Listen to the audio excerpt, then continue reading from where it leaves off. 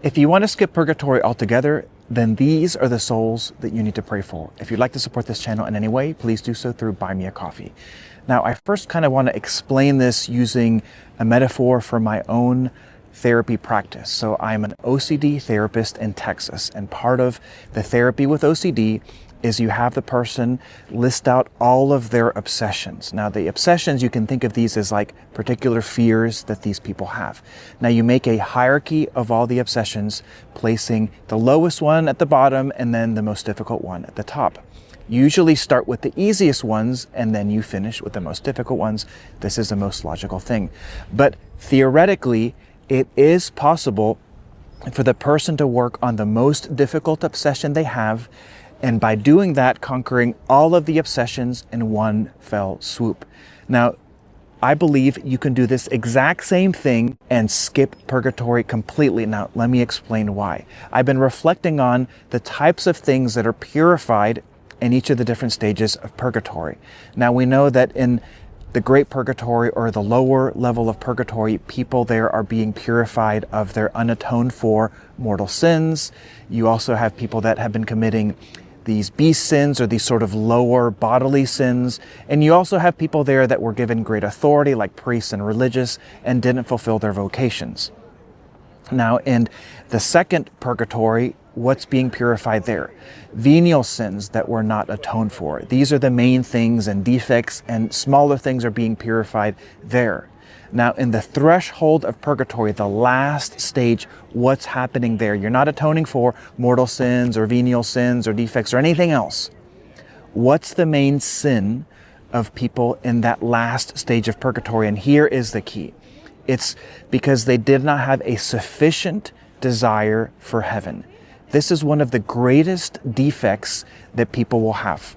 They will not have a sufficient desire for heaven, because from God's perspective, heaven is so amazing that if you don't desire it incredibly, it's an offense to Him, and it's almost like a sin, if not a sin. Heaven is so great that we need to desire it incredibly, and it is an insult to God not to do so, and sometimes people don't really realize this. So how do we atone for the defects of people or souls in purgatory that are there? Well, obviously, by having and increasing our desire for heaven, our desire for God, and offering that in atonement for Him. Now, if you think about this, if you skip all of the atoning for the mortal sins or the venial sins, and you simply work on growing in your own desire for heaven and offering that as atonement for those souls in purgatory in that last stage of purgatory, what's going to happen? You're not even going to have to worry about getting rid of your mortal sins or your venial sins. They're just by consequence of you desiring heaven and you growing in your desire for God, they're naturally going to fall away.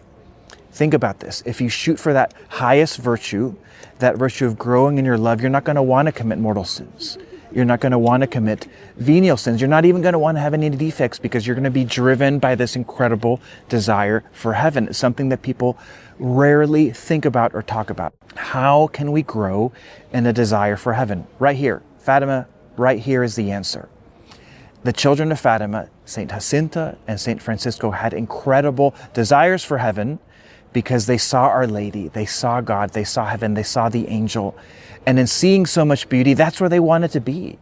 They didn't want to be here on earth anymore. They wanted to be in heaven. So we can ask them and other saints and your guardian angel, help us, give us the grace to desire heaven. And that could be a prayer that we pray every day. Lord, give me a desire for heaven. We should want to go to heaven. How few Catholics do. We don't even think about it. We think about heaven sort of very abstractly, but not specifically, and not with an intense desire. And this desire that we have, we can offer as atonement for those specific souls in purgatory. My friends, do this, and I promise you, you will be a saint quickly. God bless you, and I'll see you in the next one.